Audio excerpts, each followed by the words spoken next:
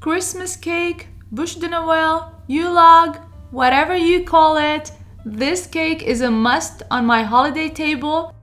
It is so festive, so chocolatey, and so good. Let me show you how to make a great one, and let's get started. I'm gonna start making the sponge roll, and the sponge roll is very light and airy. It doesn't have any butter. I'm gonna add butter to the surface of the pan and spread it very well. Add parchment paper and another layer of butter and flour all over. I don't want the sponge roll to stick to the pan. Remove the excess, set it aside, and we're gonna start working on the batter. I start mixing the egg whites, and here I have 3 large egg whites. I'm gonna whip a little bit, add 1 tablespoon of sugar, granulated sugar. You're gonna whip the egg whites until it becomes something like this. You don't wanna over whip the egg whites because they're gonna continue to cook in the oven. Set aside and work on the egg yolk mixture. And here I added 3 egg yolks and 2 whole eggs. And I usually bake with extra large eggs, 65 grams each. The outcome is always better. You don't need to clean the electric whisk or anything. You're gonna whip the egg yolks, add 75 grams of granulated sugar. Let it become very light and frothy. See how it's forming ribbons on top of the batter? This is what you're looking for. It's becoming thick. I'm gonna turn it off. This process will take 3 to 4 minutes. If you're using a stand mixer, this will go faster. I add a touch of vanilla extract, and now I'm gonna mix the dry ingredients. And here I have 30 grams of cake flour. I add 2 tablespoons of cornstarch, and that's gonna give me a very soft cake. 2 tablespoons of Dutch processed cocoa. A touch of salt. I mix all the dry ingredients together, and I'm gonna sift them gradually on top of the batter.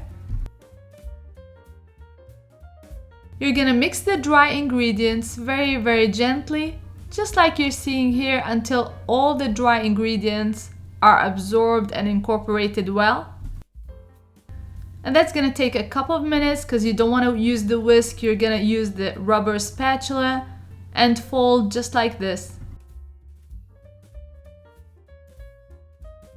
Spread evenly onto your prepared greased pan, and you're gonna bake at 350 degrees for 6 to 8 minutes. Try to spread as evenly as you possibly can. And like I always say, every oven is different, so keep an eye on it. The cake is out of the oven and it's looking perfect. I'm gonna let it cool a little bit, and I'm gonna flip it just like so. The cake is cooler but still warm enough for me to be able to roll it to keep its shape.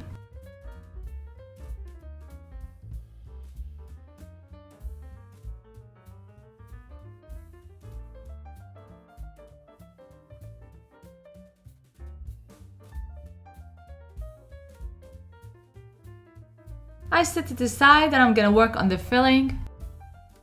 And for the chocolate filling, I'm using heavy whipping cream, cocoa powder, sugar, and some vanilla extract. You're gonna whip until it becomes very creamy.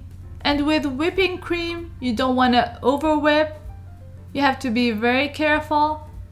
Stop right there. You're gonna refrigerate the chocolate cream until you're ready to use.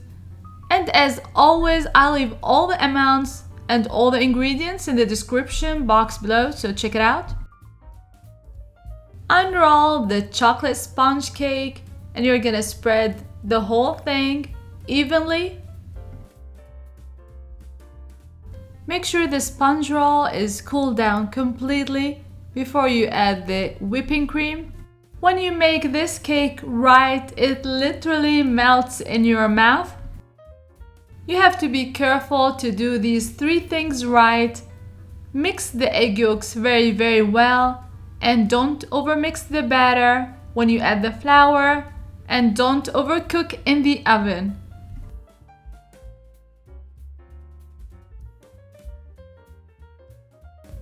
Move to the serving platter, and now I'm gonna work on the cover, the ganache cover. I heated the heavy cream. I'm gonna add the chocolate, half semi-sweet and half milk chocolate. I'm gonna let it melt, and I'm gonna add 2 tablespoons of butter towards the end. Mix very well until it becomes very silky and very shiny. You can add it to the cake right away. It's gonna be like a glaze then, or you can wait for it to cool a little bit, place it in the fridge, and it's gonna be a spreadable cover. Look how shiny and beautiful and silky smooth the chocolate sauce is. I'm gonna wait for it to cool a little bit. I'm gonna place it in the fridge for half an hour before I can spread it on top of the cake.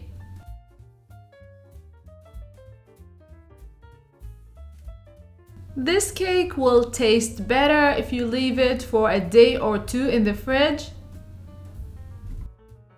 And if you're liking my recipes and want to see more, please don't forget to subscribe and hit the notification bell so that you won't miss any of my recipes, and follow me on social media. The links are going to be in the description box below. I'm going to place it in the fridge to set a little bit, and I'm going to work on the decoration. You can make it look like a log. I'm gonna decorate it with some trees. I printed out some trees, and I'm gonna fill them with tempered chocolate.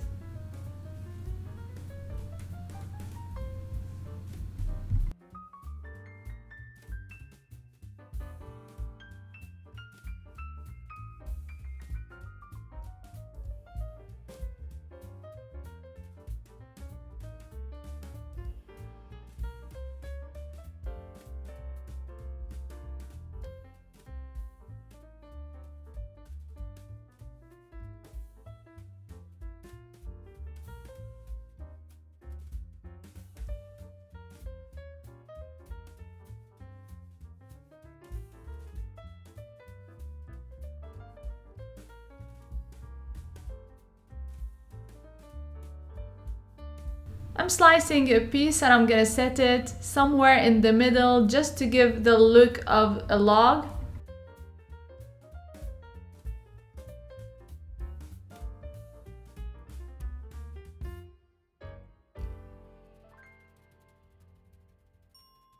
I decorate a mushroom or 2.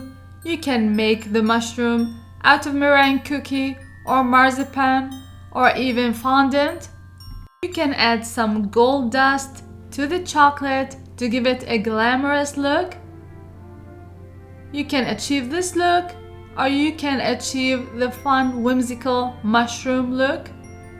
And you can add some rosemaries. I dip them in some sugar and decorate with some cinnamon. The choice is yours how you want to decorate your Buche De Noel.